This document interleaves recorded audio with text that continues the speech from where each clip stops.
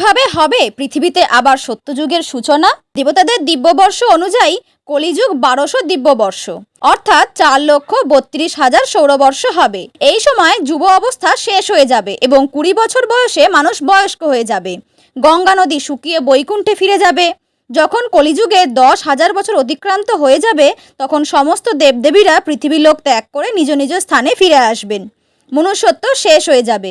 চারিদিকে অপরাধীদের সংখ্যা এতই বেড়ে যাবে যে সাধারণ মানুষ ঠিকমতো বেঁচে থাকতেও পারবেন না।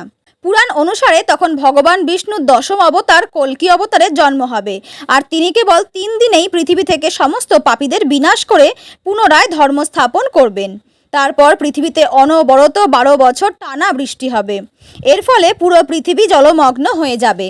তখন 12টি সূর্য একসাথে উদয় হবে এবং পৃথিবীর সমস্ত জল শুষে নেবে, আর পৃথিবীতে এক নতুন যুগের সূচনা হবে, যাকে বলা হবে সত্যযুগ।